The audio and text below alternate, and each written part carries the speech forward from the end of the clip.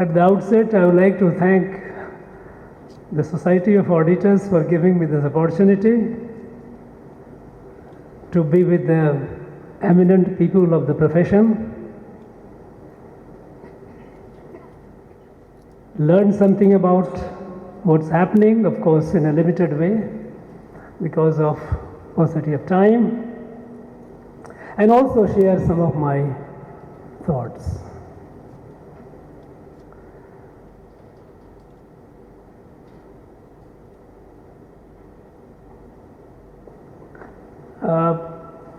Through Mitra, he mentioned about the profession, and he mentioned about the focus of the profession to be the nation building, the nation's interest.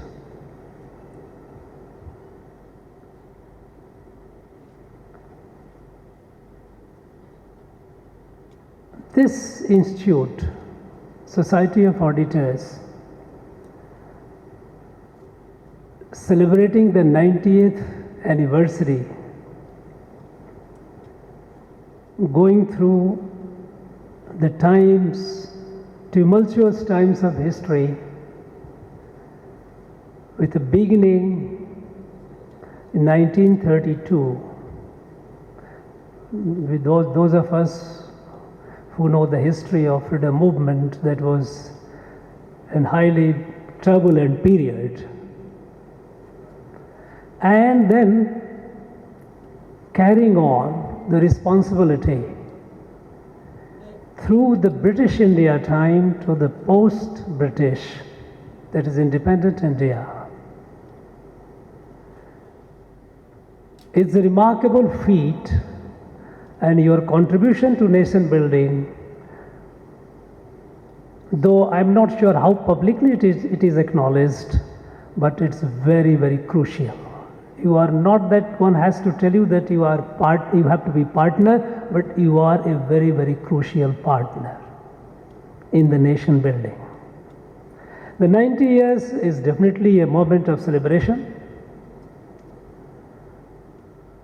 In another 10 years, you will be celebrating the centenary, and I'm sure with the momentum, with the quality of people that you have, and the integrity with which you discharge your responsibility, this body will have several centuries celebrations hereafter. Generations will do it.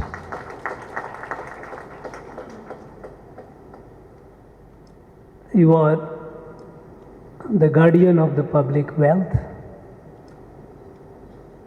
The wealth is spent for the purpose intended and to the optimal outcome. It's a very, very responsible, highly responsible act. On this occasion, since we are all partners, we are all associates in the co-traveler, fellow travelers in the nation building, you with a special responsibility. I would like to share some of my thoughts on the contemporary context. And the context is our perspective of the nation.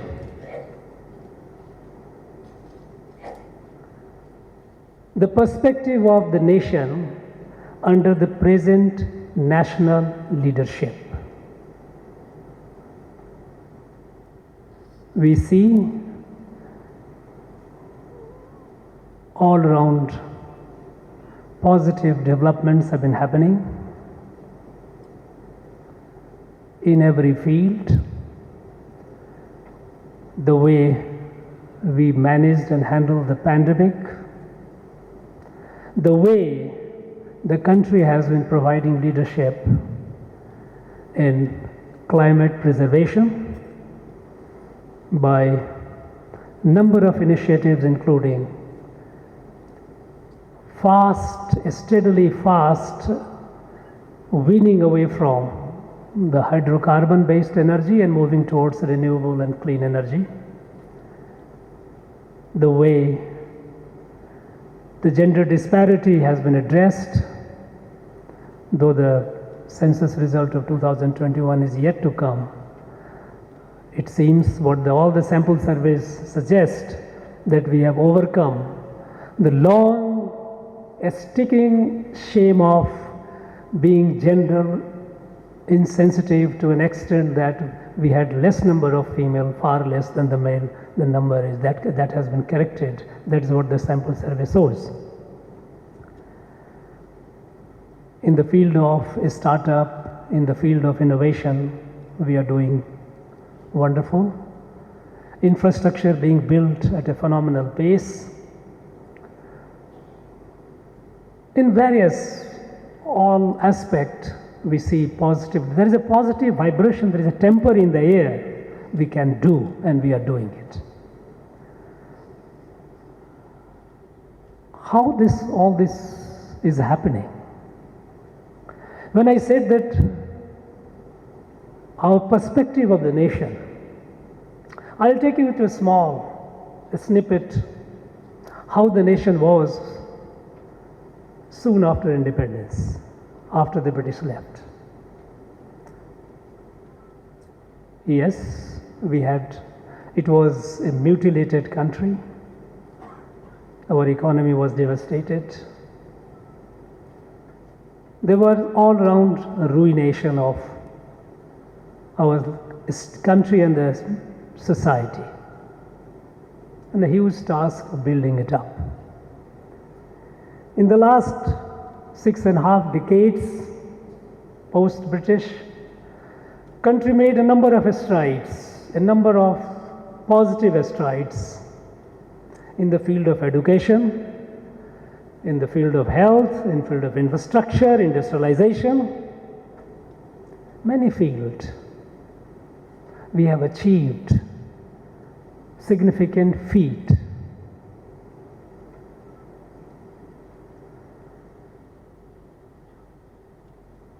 But unfortunately, the country continued to host the largest number of poor, the largest number of sick, the largest number of illiterate, the largest number of homeless, without access to potable drinking water. Despite all these initiatives, all these years, we didn't overcome things which were essentially very, very basic to our citizens. At the time, if you look at 1950-51, by and large, the development of the nation, different part of the country, there was not much variation. It was within a band, a narrow band of differences. What happened? Over the decades, we started seeing huge regional imbalances. Some region prospered more, some were way behind. South more, north less. West developed, east did not. A lot of regional imbalances happened. And even in the regions which are developed, there were huge sub-regional imbalances. Take the case of Tamil Nadu. It's a progressive state among the few top. But here, there are districts, there are areas which are very, very backward. Take the case of education. Our state's gross enrollment ratio is 50% plus, which is above the national average of about 28%. But we have about 24% of the population here where the gross enrollment ratio is half the national average. So we have this sub-regional imbalances, and it is the case everywhere, all over the country. So over the decades, we have progressed, we have developed, But the problems of poverty, problems of sickness, problem of illiteracy, problems of connectivity, it remained daunting. Regional imbalances emerged, sub-regional imbalances too. They take a case of social tension, how the society has been. In 1951, the number of castes and number of tribes in the country, the 51, the first census which was held, the number has gone more than the double. New castes, new tribes have emerged. From where? New estates based on ethnicity. Somebody says, no, we are different from you, so we have to have a state. Okay, to make them happy, a state is created. A small, unviable estate. 6-7 lakhs population estates have been created. And it didn't bring peace. We kept having majority community, minority community, forward, backward, other backward, most backward, notified, all kinds of communities we kept adding and adding and adding. And the net result was that the index, the quotient of social tension was far more than what it was at the time of independence. So with all these efforts, people were very serious, people were genuine, nobody wished ill of the country. All the leadership, all the years they contributed, they did their best. But the net result has been all these imbalances, all these social divisions, economic imbalances, the problem of basic ingredients of citizenship remaining chronic, unaddressed despite all our efforts. Connectivity, a large part of the country remained unconnected, out of reach. Why this happened, despite good intention of the people? It was, here lies the answer. When I said the context, how the present, the government, the country under the present national leadership is looking at the country. You know, earlier, the leadership of the country kept looking at country the way the British looked at it. British, they fabricated a history and narrative that India is a geographic expression. Like Europe, like Asia, different geographies, different people, speaking different languages, different cuisines, different dress, different customs. And all these people happen to inhabit this landmass, and this landmass is India. This narrative that people of this country, they have no shared emotions, shared identity. They are politically Indian because they belong to a particular geography. Many people believe that India was born in 1947. All kinds of. The British created this narrative with a purpose.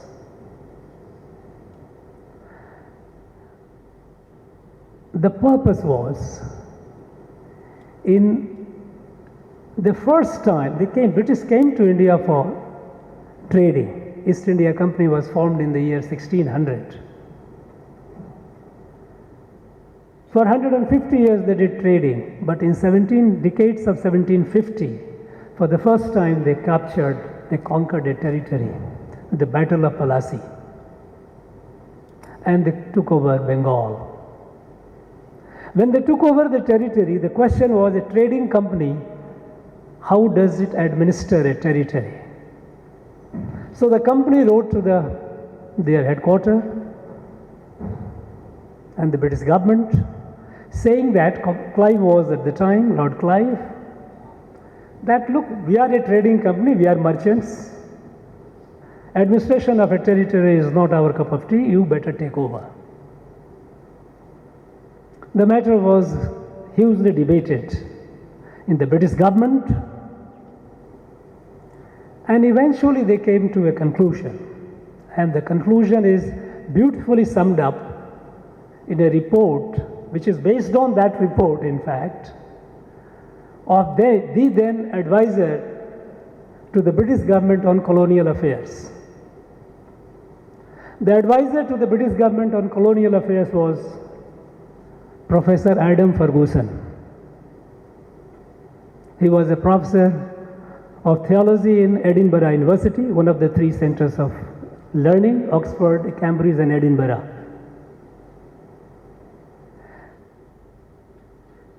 He cautioned the British government against taking over the administration. He said that, look, Britain had an experience of colonizing North America, but they would not be able to replicate the experiment of North America in India.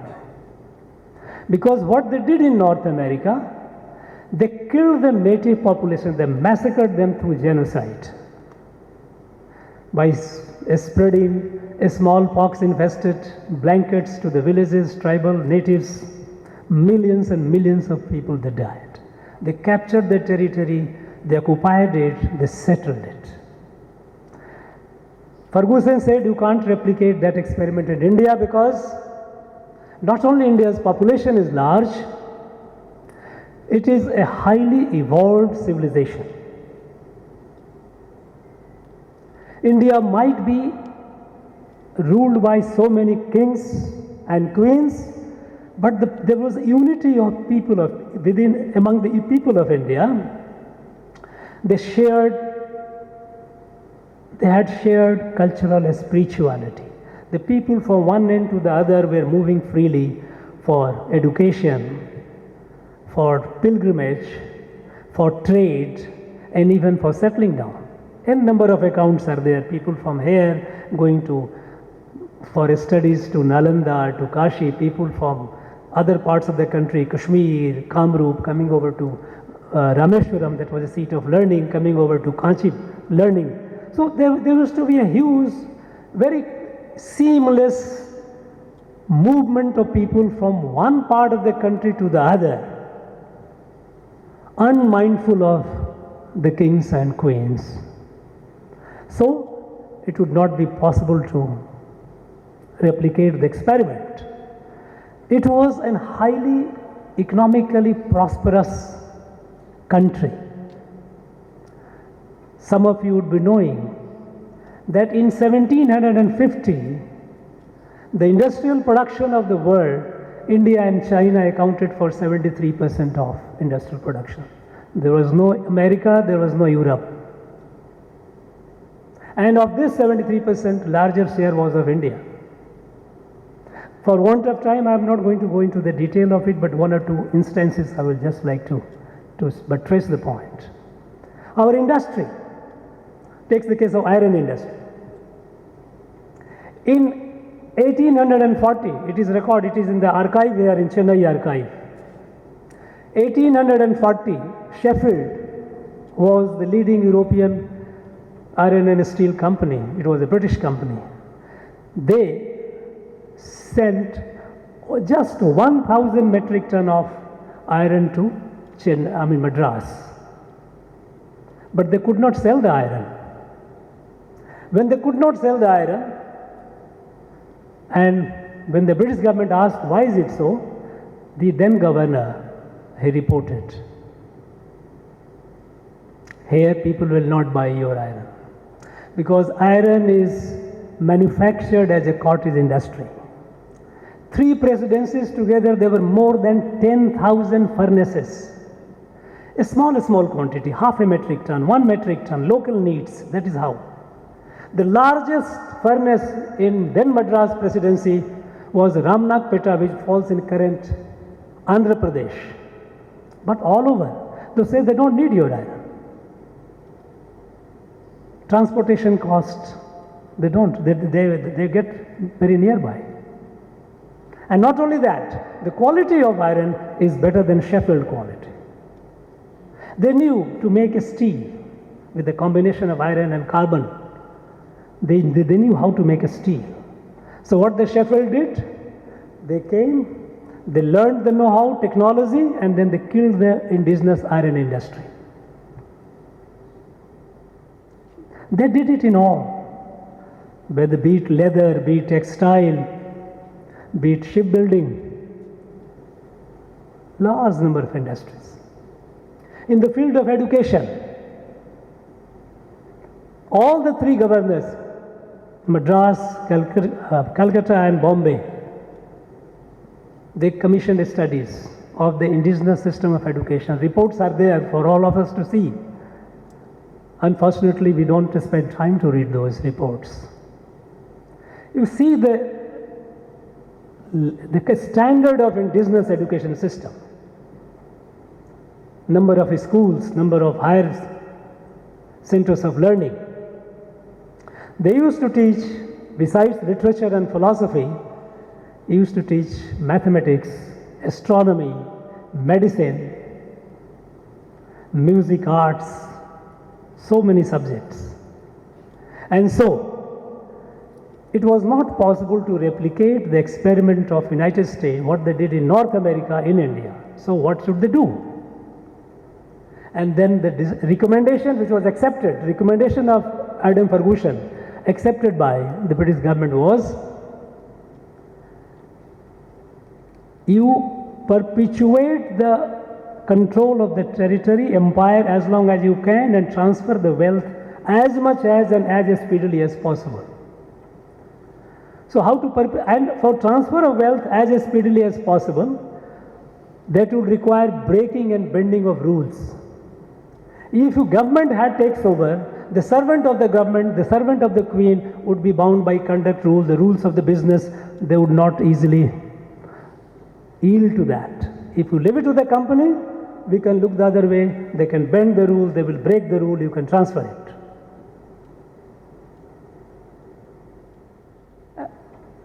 And so government decided, okay, let company do it, but they took over control by proxy.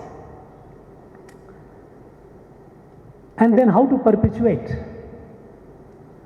To perpetuate the control, the colony, their control over India, they had necessarily to kill all that was good in this place.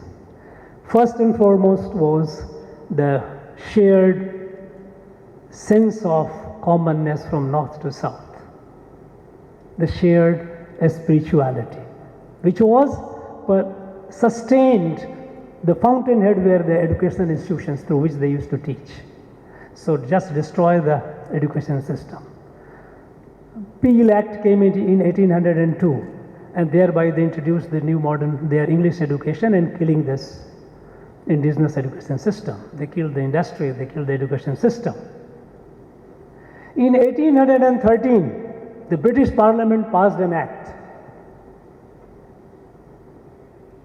India Charter Act.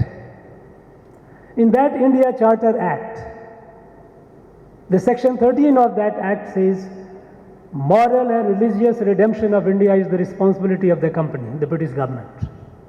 That India was religiously deprived and morally debased, because in their scheme of things, anything which is not any faith which is not a gospel is not a faith, is not moral. So religious and moral redemption of India means destroy the indigenous faith, indigenous spirituality. And they did it in a very systematic manner. They were also backed by people like Karl Marx. Karl Marx, at the time when he was conceiving, he was working on his Das Kapital, which took long time for him to write. He was running short of money. They commissioned him to write some pieces, and he wrote in August 1852 a number of essays, a number of articles on what what the British must do in India. It is all available on the net for you to see. You just click it and you will see it. Karl Marx, he said two advices. He said British must do two things in India. The one, they must total annihilation of the Indian social order. Because a people, those who worship cows and monkeys, have no business to survive. That order must be destroyed. It is there written. And the second, lay the foundation of a Western material civilization. So civilizational annihilation. They also brought a large body of anthropologists.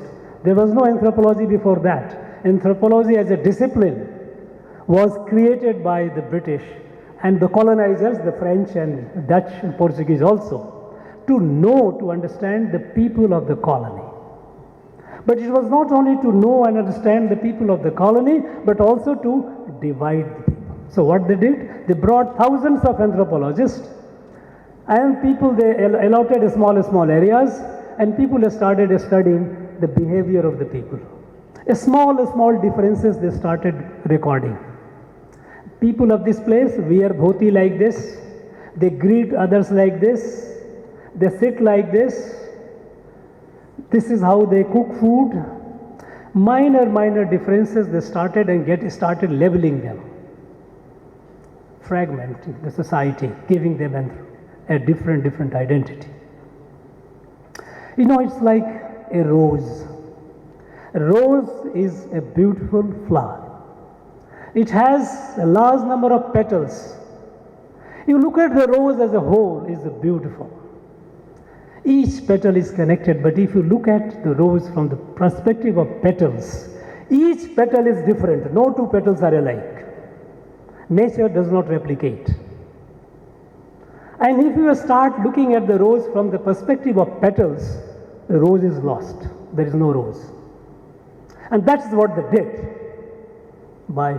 And this was all deliberate. And so India for them became just a geographic expression, a conglomeration of different people. In fact, when the British were leaving India, and they were leaving behind nearly 600 independent countries within India, some people in Britain expressed concern, will this India survive? And Winston Churchill, who hated India the most, he said, why? Why should we bother? India is a geographic expression like equator. Cut it into 1,000 parts, doesn't matter. That was their view. Thanks to Patel, that otherwise many of us sitting here would have been belonging to different countries. This is what.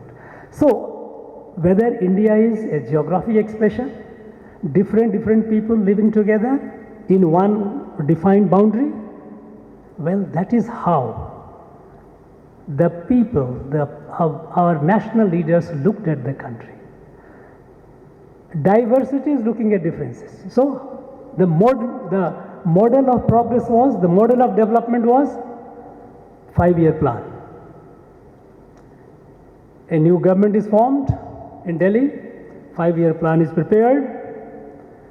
Each state prepares its own plan, gives it to the planning commission. Depending on the capacity, a smartness of the state, they used to negotiate and get what resources. Some would get more, less smart would get less. So many schools will be built, so many hospitals will be built, so many roads will be built, so many kilometers of road will be built, so much electricity will be generated. This exercise will go on for a couple of years. By the time 4th year comes, everything is forgotten, again election. Again, next government comes, again next 5-year plan begins. Uneven, and problems became chronic. People of area, when I was in Northeast for quite some time, I have seen the letters of the then Prime Minister to the Chief Minister of Assam saying that people of that area are not Indians.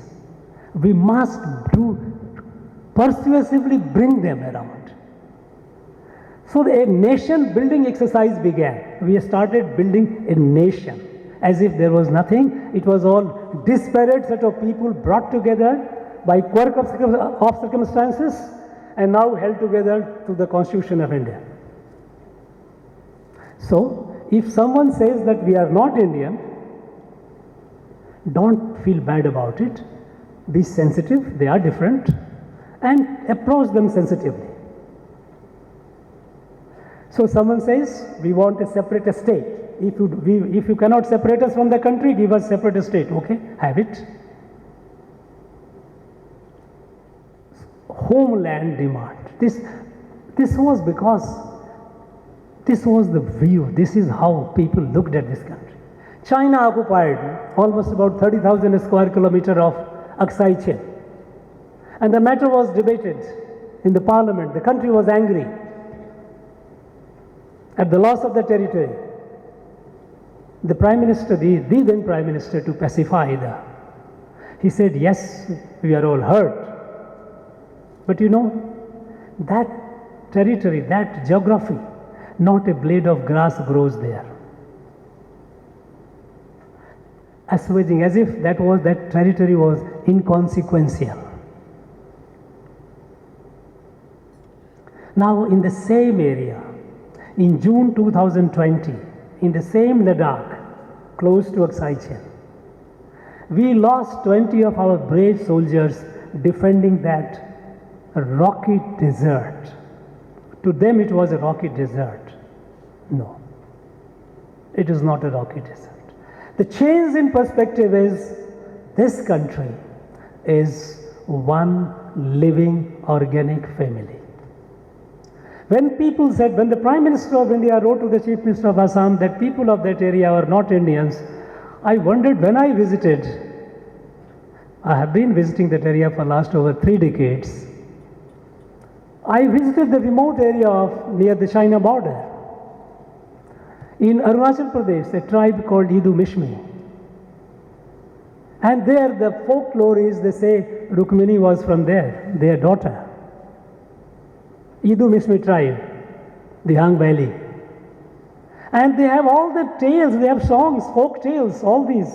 They sport tuft, chutia, sakha. And the story goes that when Rukmini wanted to marry Krishna, and her brother Rukmi wanted to marry her off to somebody else, Rukmi informed Krishna. Krishna came, fought Rukmi, wanted to kill him. At the time, sister sought the pran for her brother, and then with his Sudarshan Chakra, shaved off his head, left the tuft. And that is the tradition even now they follow. Parasuram Kund is near the tri-junction of India, China and Burma, in remote areas, from very good. Manipur, people say, they all have the stories of Lord Krishna, Rama, they have Ras. Ras of Manipur is very, very famous. The lifetime dream of a Manipuri is to visit Vrindavan. Tribal areas you go, they have stories of Rama. There are some local variations, but broad contour of the story is the same. Now I wonder, have we not even tried to look at it? The people, those who relate with the rest of the country, with this faith, this belief, this culture, is there nothing shared among them? This Bharat, to understand this country, we have to understand Bharat. And Article 1 of the Constitution of India says, India, that is Bharat. So it is necessary to understand Bharat. Only then India is only an English label for Bharat. It doesn't explain Bharat. Bharat was born thousands of years ago. during the period of Rig Vedas, almost about 6,000 years before the Common Era. Certain, the code, what is the spirituality, the dharma, which was brought out in Rig Veda is what is called sanatana dharma. And what is the core of that? The core is there is one creator, Parabrahma, Ishwar, Parameshwara. And that creator permeates through the entire creation, animate and inanimate. There are myriad manifestations. There are over 7 billion human beings, no two are alike. Lot of creatures, all different, but underlying all, there is a thread of unity. The oneness of creation is borne out by the presence of the same divine in all. It's like leaves on a tree. A tree has million leaves. No two leaves are alike, but they are integrated with the tree organically. So this one creator, one Brahma, and oneness of creation, that gave our prayers. Sarve bhavantu sukhina, sarve santu naramaya, sarve bhadrani pashyantu ma kaschid dukh bhag bhavet. Let all beings be happy. They'll all beings be free of diseases. Let everyone see goodness in other. Let us be together. It's not only humans, it's all. And then they realize that this realization, this spiritual awakening has to be through inner experience. It is not through logic, it is not through Adi Bhautik Buddhi, it is not through calculation, permutation and combination of logic, it has to be experienced. And since it has to be experienced, it will be subjective. So, this will be expressed variously, differently by different people. And so the Rig Veda says, Eko sada vipra baudha badanti. And that includes, irrespective of the way you articulate it, the way you perform it, your rites and rituals, these are all manifestations of the same. It is all inclusive. And when this darshan, this is Sanatan, which is spread through the land, length and breadth of the country, and then Bharat was born. What is Bharat? Etymology of the word Bharat. Bharat is of Rat, Bha and Rat. Bha is a root. Those of you who know Sanskrit, you know. Bha is light, Roshni. Bhanu, Surya we call Bhaskar, Surya, sun. Bha. Rat is one which is enwrapped in the light, enlightened land. The land which was enlightened through this Rig Vedic realization, unity of the oneness of one creator and unity of creation, and then Eko sada vipra baudha badanti. Let people express it differently. Let there be thousands and millions of sampradayas, we are all one. And then, when this land is spread up to the Himalayas, and then in the Vishnu Puran, Bharat is explained. What is Bharat? Territorial expanse of Bharat. Vishnu Puran it says, Uttaram yat samudrasya himadrishya dakshinam varsham tad bharatam nama bharati tatra santati. The land north of ocean and south of the ice-capped Himalayas is Bharat. That is the enlightened land. And its children are Bharati. Bharat was not built by king or queens, not built by rulers. Bharat was created by this Sanatana Adhyatma, Sanatana Dharma, which was the revelation, discovery of our rishis. People say, how can you talk about dharma? We are a secular state. There is a whole lot of confusion. Dharma is not religion. Religion, in fact, there is no word equivalent of dharma in any languages, any European languages. We have dharma equivalent in Indian languages, but not in any European languages. And so people, they try to mistake and it is a great injustice. Even when in our constitution, when it was being drafted, the constituent committee, the issue came, what should be the disposition of the state towards religion? And then the consensus was that in Sanatana Dharma, it is the core principle is Sarva Mat Sambhav. Sarva Mat Sambhav. Whatever be your mat, have equanimity to that. It is not a detachment, equanimity. There is no preference to anyone. So, since it is a Sarva Mata Sambhav, what is the point in defining it? It was left at that.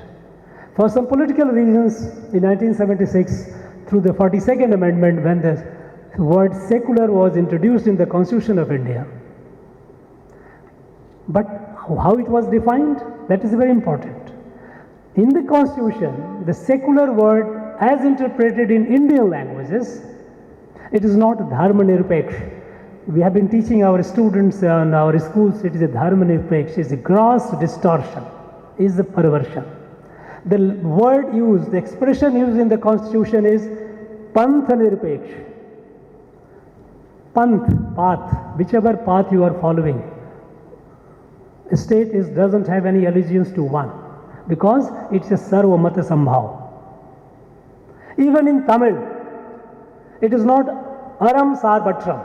Aram is a word for, Aram is a Tamil word for dharma. Here it is Samaya Sarvatra. It is not dharma, it is not Aram. So secularism or secular as defined in the Constitution is not against dharma. It is vested interest, distorted and perverted interpretation that has divided this country. What brought this country together, what created Bharat, which our Constitution Article 1 says, is this Sanatana Dhyatma Sanatana Sanskriti that has spread from Kanyakumari to that remote Idu Misme village at the border of China. This is our identity. This is what Bharat is one family, Kudumbam, one parivar. And when we have to treat it as a family, as a parivar, you cannot distinguish that so who will get how. You have to be fair and just to all the members of the family. It cannot be that one who is smart gets more and one who is not doesn't. It doesn't. That is why, if you look at in the last years, a few years under the present national leadership, initiatives are all inclusive. Poverty alleviation programs, all inclusive. No difference between Tripura or Tamil Nadu. Building home for the homeless, all inclusive. Health, all inclusive. Ayushman Bharat, that gives 5 lakhs insurance, largest, more than 200,000 health and wellness centers which have been created all over the country. No discrimination between the states, because the way we look at the nation is a family, is a kutumbam. It is not a conglomeration of disparate people. Beneath all this diversity that we see is underlying unity. It is a Sanatana Dhyatma which tells we are all one, we are a part of a family. Be it electricity, every house has to get electricity. And with that, it is not that in this 5-year plan we will construct, so we will take electricity to so and so houses. No. Electricity has to be provided to every house. It has to be provided to every house. We have to have a timeline. We have to move along. There are resources.